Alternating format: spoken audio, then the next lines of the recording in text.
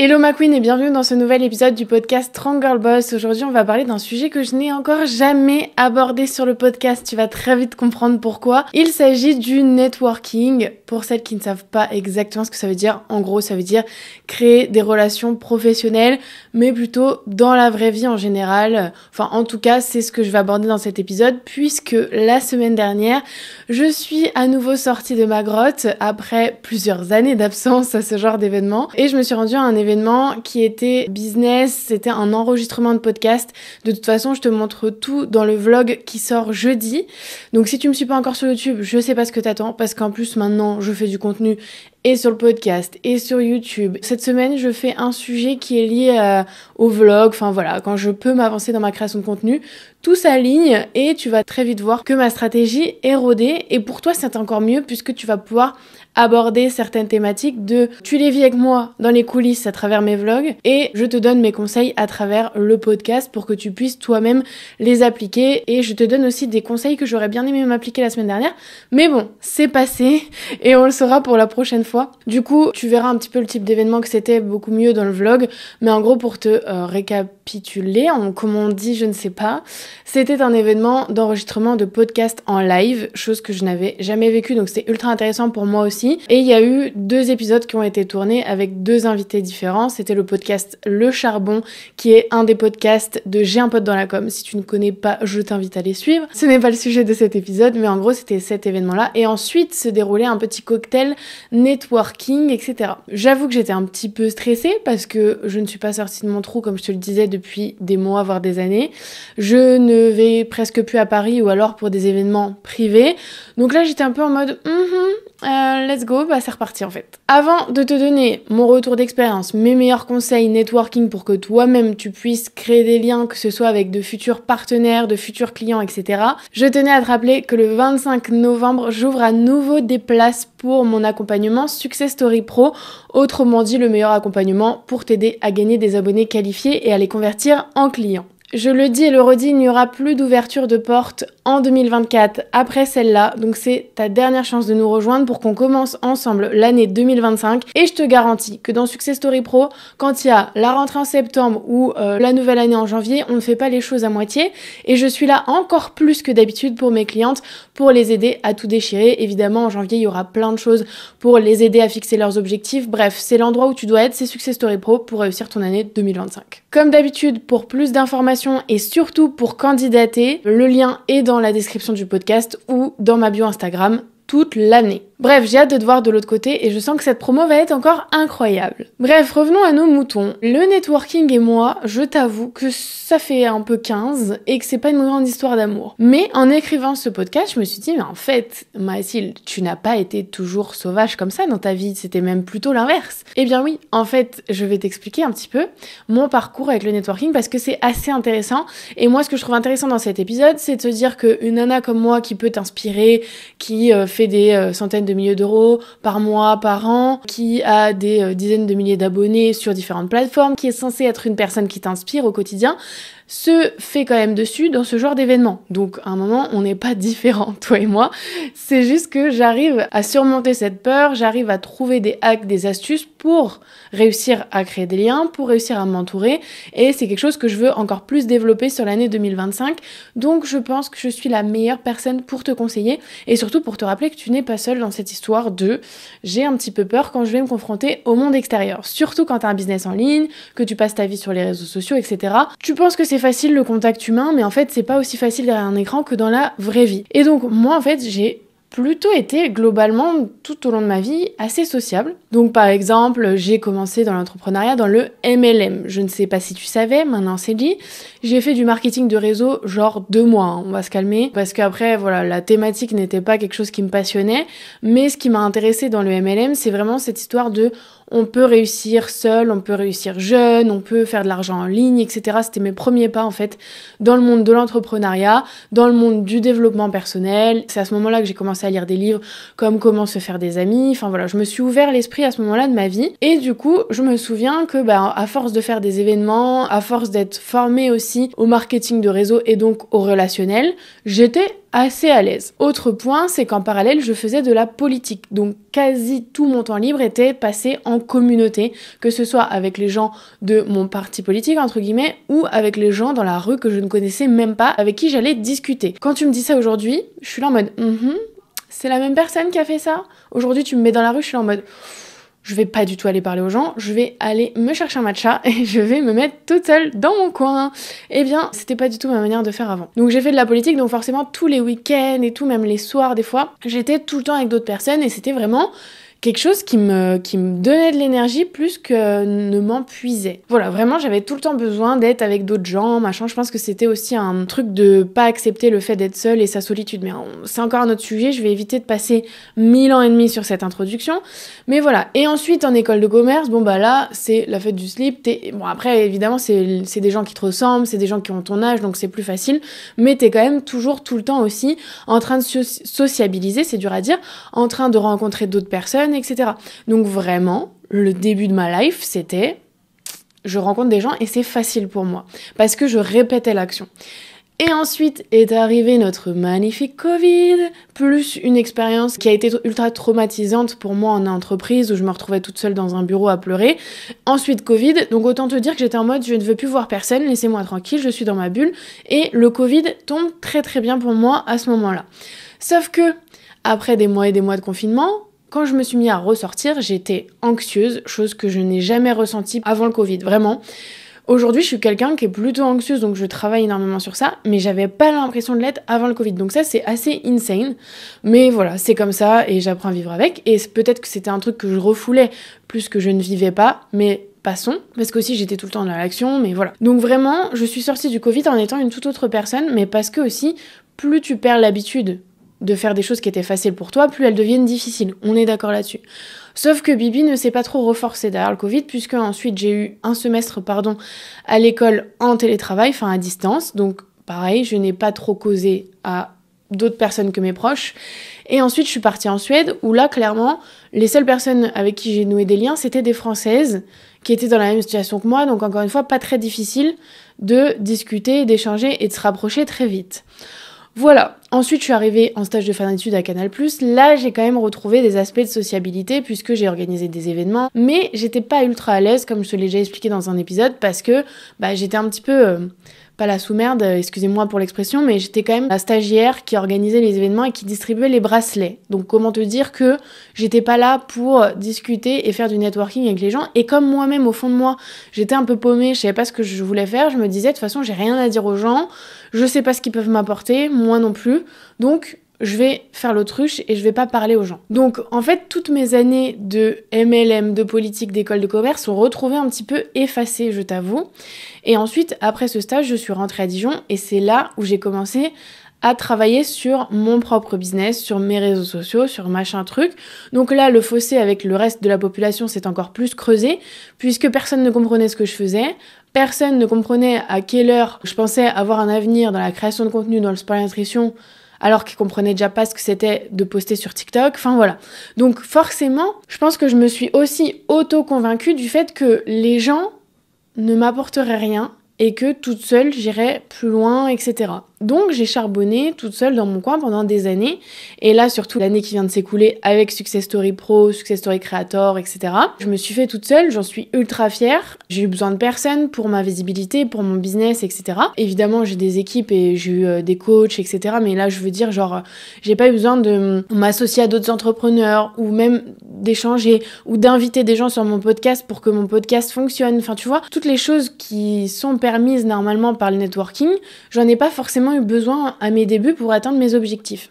Sauf que aujourd'hui, je me dis, en fait, là, j'ai atteint mes objectifs en termes de business, en termes d'argent.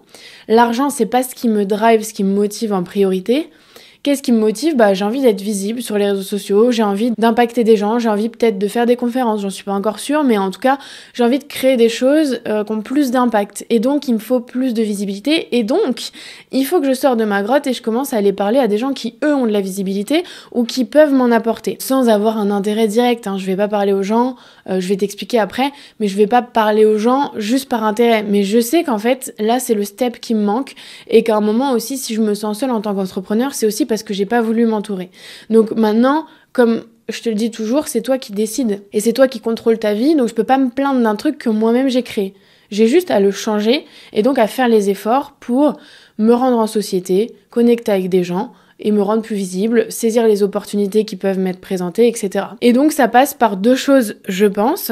Premièrement, un retour sur LinkedIn. Faut que je scripte des posts là parce que j'ai déjà pas tenu mon programme au bout de 2 semaines, mais j'ai posté 2 fois la semaine dernière, donc je suis assez fière. Si tu ne me suis pas sur LinkedIn, qu'est-ce que tu attends? Bref, donc un retour sur LinkedIn parce que malheureusement, quand t'es sur Instagram, certes, t'as de la visibilité auprès de ta cible, mais t'as pas forcément de la visibilité auprès de personnes qui sont potentiellement au même niveau que toi ou au-dessus de toi. Enfin, en tout cas, c'est plus difficile que sur LinkedIn. Dès que tu dis que t'as fait un ou 2 trucs un peu différents, ça peut t'apporter des partenaires ou des opportunités plus facilement et plus pro. Et deuxième point, retourner dans des événements en présentiel, comme j'ai pu faire la semaine dernière, ce qui m'a amené, à enregistrer ce podcast.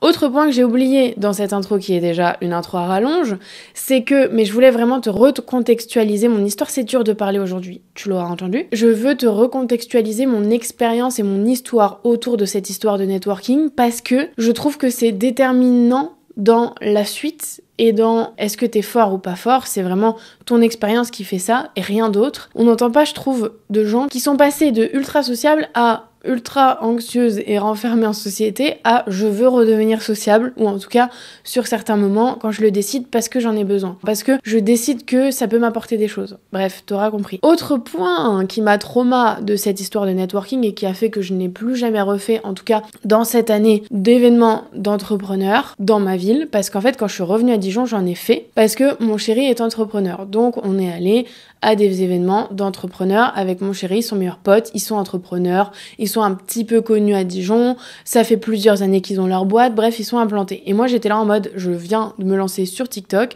je reçois des vêtements et j'en fais la promotion, je suis ultra contente, mais les gens ne comprennent pas. Et donc, dans ces événements, j'étais pas 100% à l'aise parce que j'avais, je pense, un syndrome de l'imposteur ultra présent, j'en reparlerai par la suite, de me dire, en fait, ces gens qui ont des boîtes depuis des années, et je les idéalisais, mais vraiment, je me faisais des films sur certains entrepreneurs, je me disais, moi, ils vont me trouver débile, tu vois. Donc, déjà ça, et autre point, en fait, j'avais vraiment tout le temps l'impression d'être la meuf qui accompagne le mec qui est entrepreneur. Et en fait, limite, on me demandait pas qui j'étais, ce que je faisais, soit on n'écoutait pas la réponse. Et ça, malheureusement, quand t'es une femme et que t'es jeune dans l'entrepreneuriat, ça t'arrive très très souvent. Tu n'es pas prise au sérieux parce que t'es une femme et parce que t'es jeune. Et encore plus quand tu viens avec un homme, on se dit, bah, elle est là pour l'accompagner. Clairement, honnêtement, moi je l'ai vécu comme ça et c'était ultra énervant parce que, comme je t'ai déjà dit, j'ai toujours su que j'allais réussir. J'ai jamais su comment exactement, mais j'ai toujours su que j'allais réussir et que j'allais fermer des bouches. Donc quand je sortais de ces événements-là, j'avais rencontré personne parce que c'était tout le temps les mêmes têtes dans ces trucs, parce que tu te dis, mais en fait, les gens, ils sont tout le temps là. Est-ce qu'ils ont rien à faire de leur vie? Est-ce qu'ils sont déjà arrivés? Tu sais pas. Je pense que c'était plutôt la première option. Mais du coup, c'est de l'entre-soi au final. C'était pas un truc qui m'inspirait. Et en plus, ça m'énervait quand je rentrais parce que je me disais, ils m'ont pas pris au sérieux, parce que je suis une femme, parce que je suis jeune, bah je vais leur montrer, je vais leur fermer des bouches et après je vais retourner et ils verront que j'ai réussi. Bon, j'ai réussi, par contre, j'y suis jamais retournée. Parce que même en ayant réussi, j'ai pas envie, entre guillemets réussi, j'ai pas envie de me connecter à ces gens en fait. Donc j'étais juste au mauvais endroit. Ça c'est ultra important, on va en reparler. C'est pas forcément que certaines choses sont pas faites pour toi, c'est peut-être juste que tu les fais pas de la bonne manière et pas avec les bonnes personnes. Donc ça c'est ultra important aussi. Donc dans cet épisode, si tu es comme moi et que c'est un petit peu... Enfin voilà, je pense qu'en vrai, il n'y a pas de tu es comme moi. Je pense que pour tout le monde, c'est compliqué d'aller à ces événements un peu professionnels parce qu'il y a des enjeux, parce qu'il y a le côté je connais personne, il y a le côté aussi on va se dire mais je suis timide, je sais pas faire, nanana. Moi je me suis surprise l'autre soir à dire et à répéter plein de fois je ne sais pas faire, alors que je ne dis jamais ça. Je ne dis jamais ça parce que je sais le pouvoir des mots et je sais que si je me dis ça, j'y arriverai pas plus. Et là, je pense que c'était une situation qui était tellement inconfortable pour moi parce que ça fait longtemps, parce que j'ai de l'expérience négative autour de ce sujet, qu'en fait j'arrêtais pas de dire mais moi je sais pas faire, parce que c'est plus facile en fait de dire je sais pas faire donc je fais pas, plutôt que d'essayer de te convaincre que tu vas y arriver, que en fait même si tu sais pas faire, tu peux apprendre à le faire, que plus tu vas le faire, plus tu vas être à l'aise et que personne d'autre n'est plus à l'aise que toi en réalité. Donc ça c'est ultra intéressant aussi de s'auto-analyser après ce genre d'événement, et moi c'est ça que j'en tire, c'est que vraiment j'étais un peu une autre personne, parce que je pense situation un peu de stress et d'inconfort que j'ai pas vécu depuis longtemps, parce que qu'on se le dise, même si je vis des situations inconfortables par rapport à certains trucs que je dois vivre, là la semaine dernière c'était plus le niveau comptable et tout, enfin franchement l'enfer, mais je vis ça et je suis pas bien, mais je suis dans mon bureau, je suis toute seule, si je veux chialer, je chiale. Que là quand t'es en société, t'es là en mode ok, je suis là, je suis coincée, je peux plus rien faire. Donc soit tu te paralyses, tu fais rien, tu restes dans ta bulle et du coup t'as perdu ta soirée, clairement t'aurais mieux fait de rester devant Netflix et de te reposer. Soit tu te dis bon ok, je me dis que je sais pas faire, mais c'est juste mon cerveau qui m'envoie ce genre d'informations et je suis capable d'apprendre, je suis capable de mettre en place des stratégies pour réussir mieux, etc. Chose que moi je n'ai pas faite, je vais y revenir.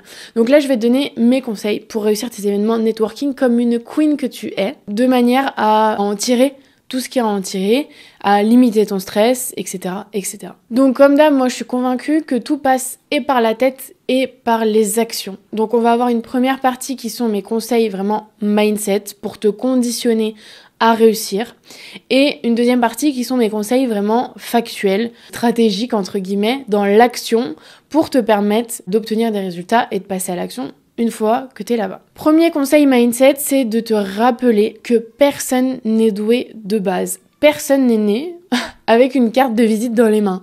Personne n'est né en se disant « Ok, moi je vais être la queen du networking » et c'est marqué, ça se voit sur sa tête quand il naît. Non, jamais de la vie. Comme je te le répétais, ce qui fait que t'es doué ou pas dans peu importe le domaine, c'est la répétition, c'est l'expérience. Bien sûr que tu vas être peut-être plus doué en maths que en peinture, parce qu'il y a des gens qui sont un peu plus artistiques et d'autres un peu plus cartésiens, si on peut dire. Mais ça veut pas dire que quelqu'un qui va peindre pendant des heures, alors qu'il est plus fort en maths, ne va pas réussir à sortir des belles peintures. Tu vois ce que je veux dire ?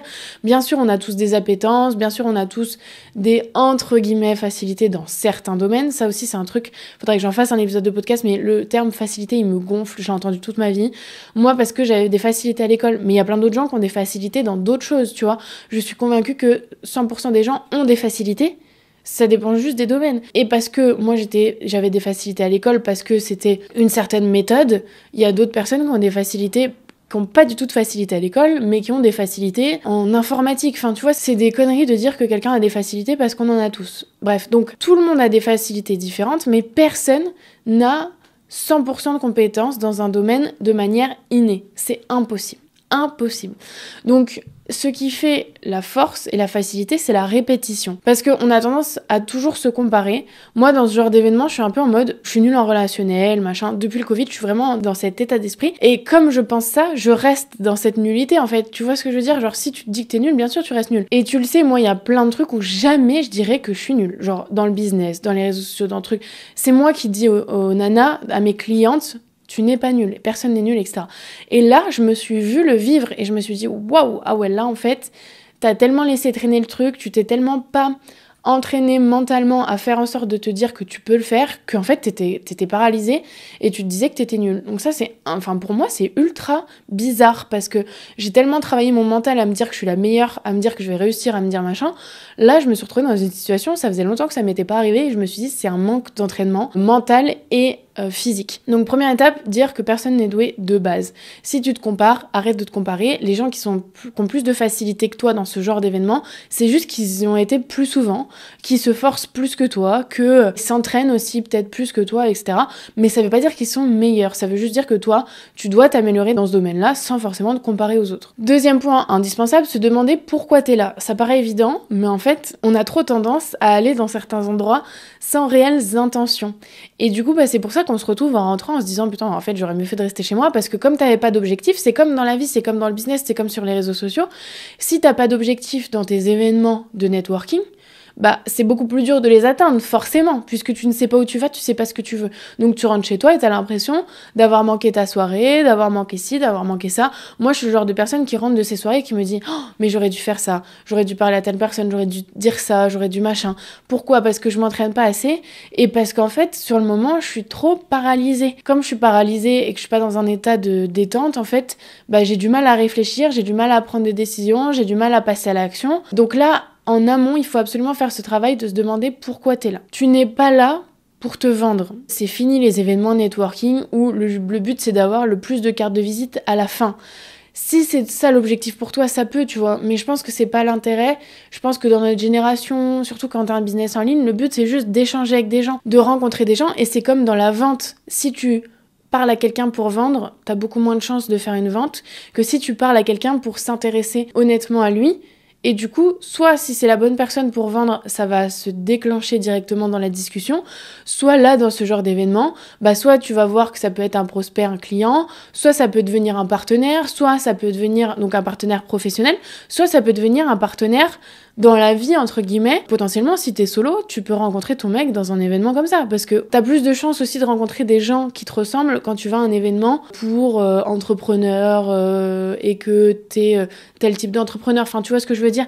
T'as plus de chances aussi de rencontrer des gens, même qui vont te plaire dans ta vie perso, dans ce genre d'endroit. Ça peut devenir aussi des amis, des coworkers dans le business. Enfin voilà, moi je sais que, comme je te disais, mon chéri et son meilleur pote sont entrepreneurs, ils se sont rencontrés à un truc du MEDEF, parce que t'as beaucoup plus de chances de rencontrer des gens qui te ressemblent, qui peuvent t'aider, t'inspirer, te motiver ou travailler avec toi et te permettre d'avoir des opportunités. Donc ça, c'est ultra important de voir ces événements dans le sens où t'as pas besoin de te vendre, ça va se faire naturellement. Il faut juste échanger avec les gens et savoir pourquoi t'es là. Et du coup, le but, ça va pas forcément être de parler directement de ton offre. Voilà, en général, le début de la discussion tourne autour de ce qu'on fait chacun. Donc ça, c'est ultra important. Je vais t'en parler ensuite dans la partie action. Il faudra préparer ça. Mais ensuite, tu peux très bien essayer de donner des conseils aux gens, de donner ton avis sur une certaine thématique, voilà, d'échanger avec quelqu'un sur une thématique que vous avez en commun. Et ça va permettre de te positionner, par exemple, en tant qu'expert, si ton but c'est de vendre, sans directement essayer d'aller closer le mec qui est en face de toi. Tu vois, ça va être beaucoup trop intrusif et je pense que personne n'a envie de faire ça, personne n'a envie de vivre ça et c'est aussi peut-être pour ça que ces événements te font peur. Mais crois-moi, la plupart des gens qui y sont ne sont pas là pour vendre directement. Troisième point mindset, c'est de se défaire du syndrome de l'imposteur. Comme je te le disais, c'est vraiment ton pire ennemi à ce genre d'événement parce que, encore une fois, il va te faire te rabaisser, il va te faire potentiellement te crisper, etc. parce que tu te sentiras pas légitime, parce que t'as l'impression que t'as rien par rapport aux autres, parce que tu te compares, etc. Ça, c'est le pire truc parce que du coup, ça va se ressentir. C'est comme tout est énergie. Donc si toi, tu ne crois pas en toi, si toi, t'as un syndrome de l'imposteur, les gens vont te prendre pour un imposteur. Alors que si t'arrives à vaincre ça en listant avant chaque événement tout ce que t'as accompli, qui tu es, ce que t'as fait, quelles sont les choses incroyables que t'as fait avec lesquelles les gens pourraient être intéressés, connectés, être inspirés. Voilà, pour te redonner la confiance en toi, juste avant l'événement, c'est ultra important. Et du coup, après, ça va se ressentir dans tes paroles. Moi, je te dis ça, je ne l'ai pas fait. Et du coup, en fait, chose qui ne m'était pas arrivée depuis longtemps parce que comme je te dis, moi je suis quelqu'un de confiante, sur les réseaux j'hésite pas à étaler ce que j'ai réussi, etc. parce que je sais que ça va inspirer ma cible. Et en fait quand je me suis retrouvée à l'événement, j'étais là un peu en mode moi j'ai un petit podcast et puis j'entreprends en ligne et puis je suis créatrice de contenu, mais même moi, quand je m'entendais, je me disais mais en fait fuis meuf, c'est pas du tout, moi j'aurais été en face de toi, j'aurais fui. Donc impossible de faire ça. Ce que j'aurais dû faire avant d'y aller, c'est de me dire meuf, t'as fait 300 000 balles en un an sur les réseaux sociaux, t'as un des meilleurs podcasts de France dans la catégorie entrepreneuriat. Et là, forcément, ton niveau de confiance, il est élevé quand t'arrives dans une pièce et tu vas parler de toi beaucoup plus facilement de la manière dont tu viens de le faire, plutôt que quand ton cerveau t'a déjà dit « Ah mais regarde, lui il a fait ça, lui il a fait ça, lui il a fait ça ». Et dans la pièce, de toute façon, il n'y a rien d'inhabituel, machin. Alors qu'en fait, quand ma coach, donc heureusement qu'elle était là, au fait, a dit à 2-3 personnes « Ah Mathilde, elle a un podcast qui est dans le top 1 en France et tout ». Tout le monde était là « Ah ouais, incroyable ». Et moi, je me suis rappelé à quel point c'était incroyable et à quel point j'avais trop tendance à le banaliser. Surtout quand je suis avec des gens qui font aussi des trucs. J'ai trop tendance à me dire « Bah ouais, moi je fais des trucs de ouf, mais tout le monde fait des trucs de ouf. Donc en fait, c'est plus ouf ». Bah non en fait. Donc vraiment, comme je te le dis, rien que de vous en parler, ça me choque à quel point ce soir-là, mon cerveau est retombé à un niveau. Mais je me suis dit, meuf, t'as pas fait toutes ces années de dev perso pour te rabaisser ce soir-là en fait. Qu'est-ce qui t'arrive? Reprends-toi. Donc c'est pour ça que c'était ultra important pour moi de faire cet épisode aussi, pour que vous ayez toutes les étapes à passer avant d'aller dans ce genre d'événement. Moi, je pense que j'étais un peu dans le déni, je suis un peu allée en mode chill, ça va bien se passer, j'ai pas trop envie, ça va me prendre de l'énergie, mais ça va être sympa.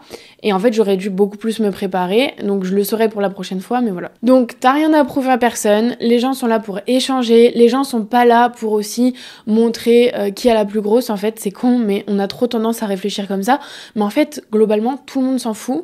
Les gens veulent juste connecter avec des gens, pas forcément pour ce qu'ils ont réussi ou pas, mais juste pour qui ils sont vraiment, et voilà, donc ça sert à rien de te rabaisser, de te diminuer, de te comparer, parce que ça ne servira pas à créer des liens authentiques et naturels, puisque tu ne seras pas 100% toi-même et donc le lien sera un peu biaisé. Dernière étape mindset, c'est de visualiser ton succès, c'est de visualiser la soirée qui se déroule à merveille, la soirée idéale, comment tu te sens quand tu en sors, avec combien de personnes t'as échangé, qu'est-ce que les gens t'ont dit, qu'est-ce que tu as dit aux gens, comment ça s'est passé, qu'est-ce que tu as aimé, qu'est-ce que tu as moins aimé. Vis la scène comme si elle s'était déjà produite. Et ça, c'est un conseil, mais j'aurais tellement aimé l'avoir la semaine dernière, c'est qu'en fait, j'aurais pu me dire, bah voilà, j'ai parlé à telle personne, on s'est dit ça s'est super bien passé, puis ensuite j'ai parlé à telle personne, puis je me sentais comme ça, et puis j'ai bien aimé ça, j'ai un petit peu moins aimé ça, mais voilà ce que j'en tire, etc. C'est con. En vrai, c'est ultra con parce que genre, personne fait ça. Personne vit les scènes avant de les vivre. Mais c'est ça la clé du succès. D'ailleurs, le deuxième intervenant le disait, c'était un champion du monde 6 fois en boxe, je sais pas le terme, un type de boxe. Et il disait qu'en fait, pendant des années, sans s'en rendre compte, depuis son jeune âge, il s'était visualisé en train d'être champion du monde. Et donc, le mec l'a fait 6 fois, voilà, rien que ça. Donc, la visualisation, c'est pareil. En fait, moi, je me suis trop enfermée ces derniers mois dans des routines, dans ma zone de confort, dans des trucs qui font que j'ai oublié tout ce qui fait pourquoi j'ai réussi. Ce sera aussi l'épisode de la semaine prochaine, le journaling, la manifestation et donc aussi la visualisation. C'est des trucs qu'il faut absolument se forcer à faire ultra régulièrement parce que c'est game changer. T'arrives à l'événement, tu sais déjà ce qui va se passer et du coup tu vas attirer aussi les opportunités, tu vas beaucoup plus aller parler aux gens parce que comme t'auras déjà vécu la scène dans ta tête, ce sera beaucoup plus simple. Et peut-être que tout se produira pas exactement pareil, mais t'as beaucoup plus de chances que ça se passe bien plutôt que si t'avais pas du tout pensé à ce qui va se passer. Et encore une fois, ton niveau de stress sera beaucoup plus bas et sera beaucoup moins paralysant parce que moi, du coup, quand je suis arrivée, il y avait trop d'infos que je n'avais pas, en fait. Il y avait trop de situations que j'avais pas anticipées, il y avait trop de trucs. Et du coup, j'étais là en mode, je ne sais pas quoi faire, je ne sais pas quel est mon objectif. Enfin voilà, j'étais complètement paumée. Donc voilà, ça sert à rien de surpréparer, de te mettre une pression de dingue, de préparer des trucs par cœur, non. Mais il faut pas non plus y aller ultra chill en mode... je m'en fous. Parce que t'en sortiras pas le meilleur et t'auras pas optimisé, maximisé ce temps-là. Et je pense que comme on n'est pas des robots et on n'a pas envie de faire ça tous les soirs. Il faut absolument optimiser les fois et les événements où on le fait. Moi, en tout cas, ce sera ce que je ferai la prochaine fois. Je me dirais, en fait, je fais un événement comme ça par mois ou même pas. Bah, en fait, il faut que je l'optimise à balle et il faut que j'en sorte le plus possible parce que sinon, c'est de la perte de temps et de la perte d'opportunités. Deuxième étape, ce sont les actions que tu peux mettre en place pour favoriser ta réussite dans ce genre d'événement.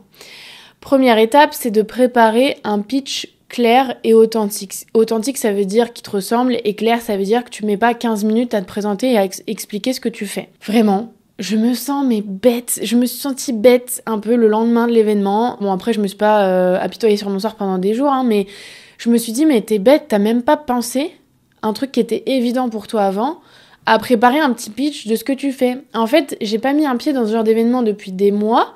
Donc forcément, je m'étais jamais présentée comme qui je suis aujourd'hui.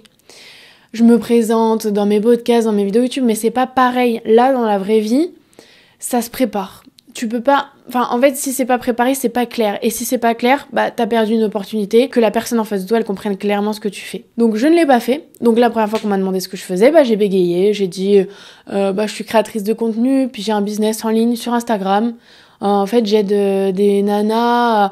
en fait, c'est déjà fini, là. Tu m'as déjà perdu, t'as déjà plus mon attention.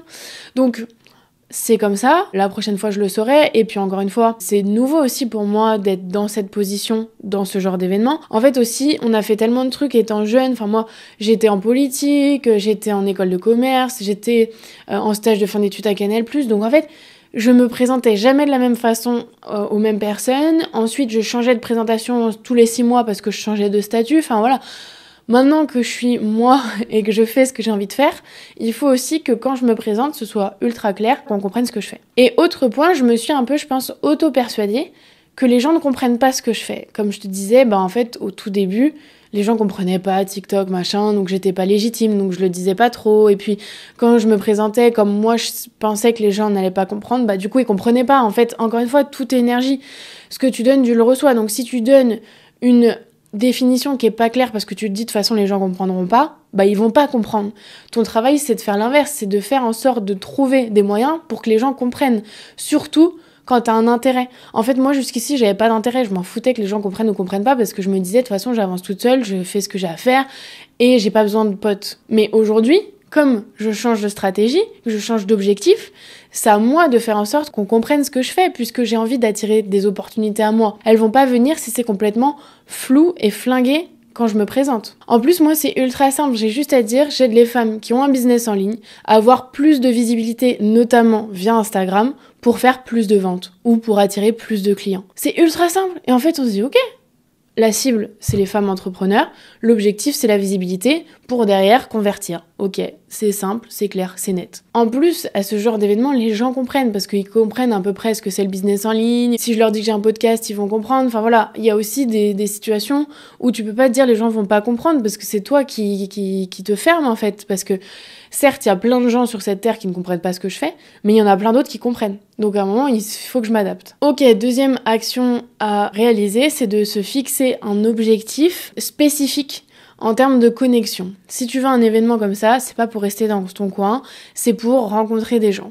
Mais quel est l'objectif derrière ? Moi, j'avoue, j'y suis allée encore en mode, de toute façon, il y aura pas des clientes potentielles à moi, ce qui était faux en plus, ça aurait très bien pu être le cas, mais je me suis dit, je vais échanger avec des gens, mais j'avais pas trop d'objectifs, je me suis dit que c'était pas ma cible qui était là-bas, donc en fait, si j'étais un événement de femmes entrepreneurs, je me serais préparée en mode pour attirer des clientes, mais là, pas d'intérêt.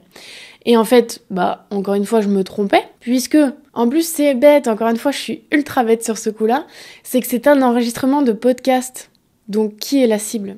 Des gens qui écoutent des podcasts. Donc, c'est ma cible, puisque j'ai un podcast.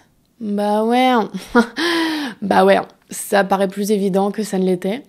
Donc en fait, quand j'ai commencé à dire que j'avais un podcast, y a un mec notamment qui a dit « Mais moi, j'ai plein de nanas dans mon entourage qui se lancent.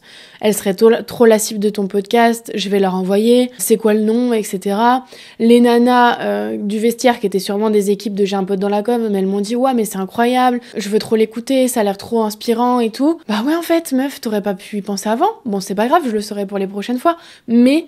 en fait, il aurait fallu que je me dise, mon objectif de connexion, c'est de faire découvrir le podcast à tant de personnes. Et donc, de parler de mon podcast à tant de personnes. C'était ultra clair. Et du coup, ça m'aurait aussi permis d'être plus confiante dans mes échanges parce que je savais quel était mon objectif. Que là, j'étais un peu en mode, je vais échanger avec les gens, mais voilà. Donc, ça peut être aussi un objectif de connexion, genre, si tu cherches un partenaire, je sais pas, si tu veux un événement où tu sais qu'il y aura plein d'entrepreneurs et que toi, tu cherches un graphiste, ça peut être ton objectif, essayer de trouver un graphiste. C'est con, mais en fait, il te suffit soit qu'il y ait un graphiste dans la pièce, soit que quelqu'un soit déjà passé par un graphiste et te le recommande, et hop, c'est fait.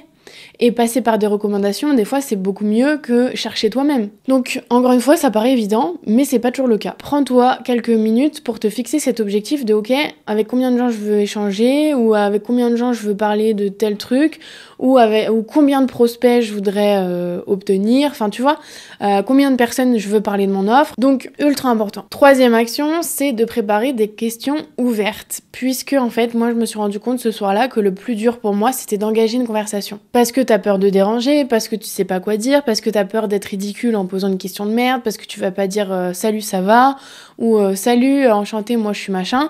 Le plus facile quand même pour engager une discussion, c'est de poser une question ouverte, j'insiste. Fermée, c'est en gros tu peux répondre par oui ou par non. Ouverte, c'est tu peux répondre par une question beaucoup plus profonde et approfondie, et tu n'as pas le choix en fait. Parce que si t'arrives avec une question fermée et que la personne elle te répond oui ou non, c'est beaucoup plus dur derrière de relancer le sujet. Que si la personne elle te répond une phrase entière sur un sujet machin, derrière allez hop c'est parti, tu vois.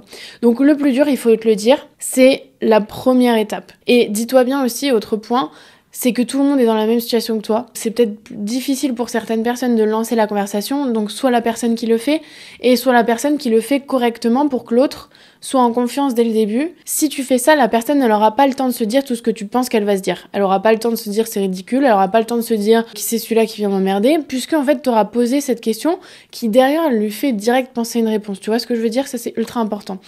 Donc, ça peut être, par exemple, moi, avec l'enregistrement de podcast, ça peut être « Hello, qu'est-ce que t'as pensé de cette conférence?